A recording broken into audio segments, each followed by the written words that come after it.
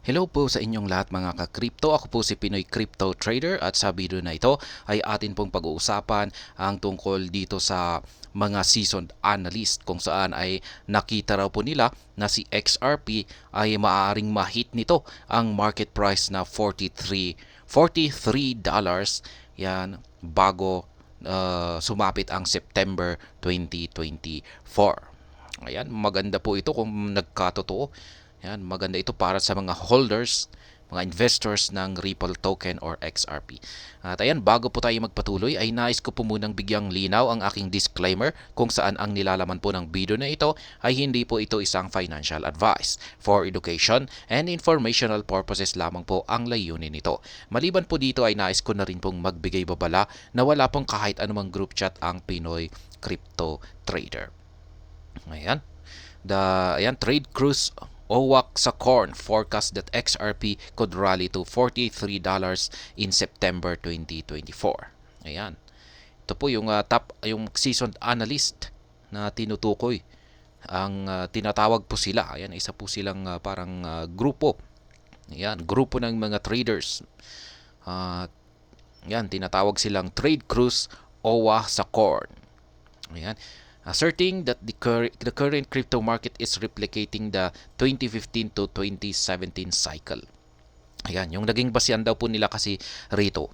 Ayan, para kung bakit nasabi nila na si Ripple ay aangat ng $43 dito sa paparating na September 2024 ay parang nauulit lamang daw po yung market na naganap noong 2015 to 2017.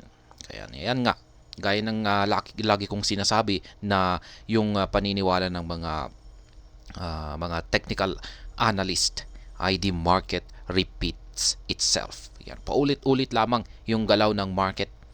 Yan, kaya yan talaga yung parang pinaka-basis or foundation kung bakit may mga technical analysis.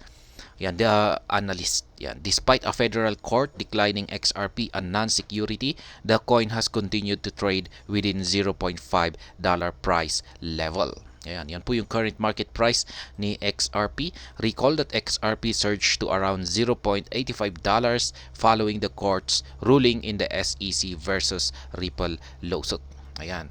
Nitong nakalipas lamang na mga ilang buwan ay umabot po ito sa presyo na $0.85 at nangyari po yan. Yun nung nagkaroon ng ruling yan dito sa kaso ni SEC at saka si Ripple. However, XRP has shredded most of its gain amid the turbulent bear market, leaving most investors underwater. Ayan, ngunit yung pansamantalang pag-akyat ni Ripple ay bumalik rin ito sa pagbagsak sapagkat ayan, ang crypto market po kasi talaga ay dumaranas ng bear market. Kung pag sinabi po nating bear market ay pabagsak po ang direction nito. According to CoinGecko data, XRP was changing hands at $0.505 at press time, up by 0.8% over the past day. While many investors expected XRP to surge tremendously following the positive court ruling, the devastating effect of the bear market has been weighing down the coins alongside other cryptocurrencies. Ayan, mas matindi pa rin yung epekto ng bear market maski nagkaroon ng magandang positive na court ruling. Yan, sa nagaganap na kaso ni XRP at ang SEC ay wala pa rin itong parang gaanong naging impact dahil mas matindi po talaga ang epekto ng bear market. Several analysts have continued to give favorable predictions for XRP. As reported earlier, si seasoned crypto analyst Egrag speculated that XRP could potentially reach $2. Ayan, pero ayan, kahit na bumabagsak po ang market price ni Ripple ay marami pong nagsilabasan ng mga analyst na kung saan ay meron po silang positibo na pananaw. Yan, very favorable na predictions para kay XRP. At isa na po dito ang crypto analyst na si Egrag kung saan ay ang kanyang prediction kay XRP ay aabot daw po ito. Meron na po itong kakayahan na umabot sa market price na $2 at na-content na po natin yan. Analyst says XRP could hit $43 in September 2024. Ayan nga, interestingly, Owak Sakorn, a pseudonymous crypto analyst on TradingView, has also forecasted a massive rally for XRP.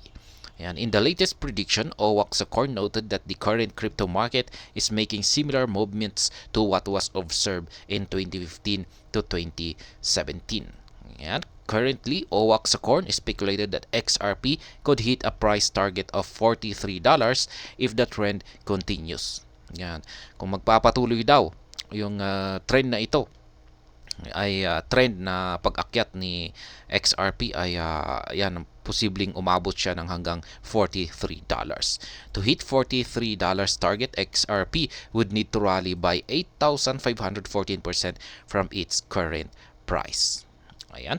Per Owak Sakorn, it will take a little while before XRP achieves this feat, as he expects his prediction to play out by September 2024. And next year po yan, 2024.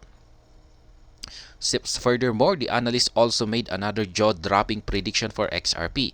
According to the analyst, if the crypto market continues to imitate the 2015 to 2017 cycle, XRP could rally to an impressive $249.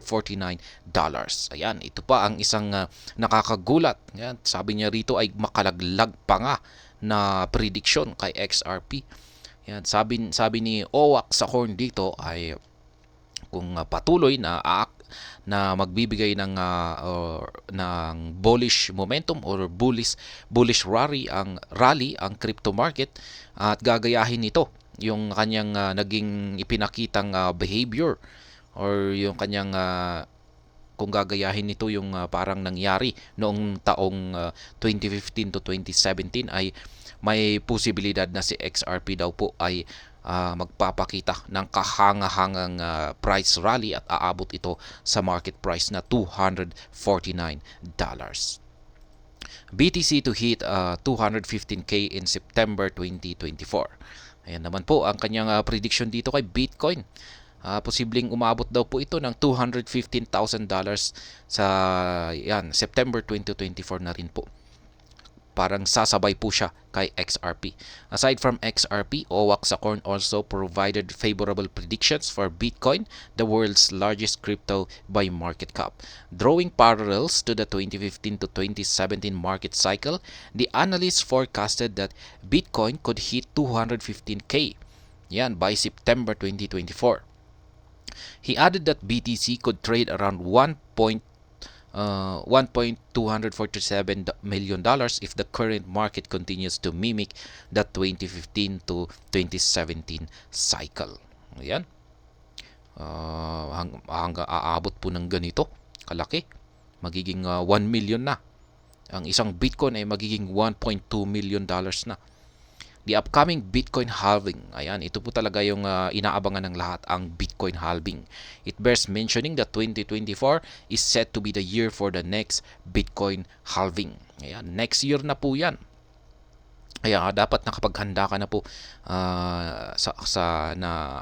nakapaghanda ka na or nakapag-accumulate ka na ng iyong mga Bitcoin or kahit anong pang mga cryptocurrencies dyan. Kasi lahat naman po ay apektado sa Bitcoin halving na magaganap dito sa sunod na taon. An event where BTC miners' reward are slashed in halves. Historically, the crypto market eventually turns bullish most after the periodic Bitcoin halving. Ayan, yung kita po kasi ng mga minero dito ay mahahati. Ayan, mahahati. Kaya ang magiging epekto nito, ang madalas na epekto nito ay isang bullish outcome. Yan po ang kanyang madalas na nangyayari. The next Bitcoin halving will occur around April. Ayan, April 2024 po ang Bitcoin halving. 5 months before the time frame Owak Sakorn expects his prediction to play out. Ayan. While Owak Sakorn prediction seems extremely bullish, the analyst stressed that the forecast is not a trading advice but technical and valuation rumblings. Ayan. Technical advice lamang po ito.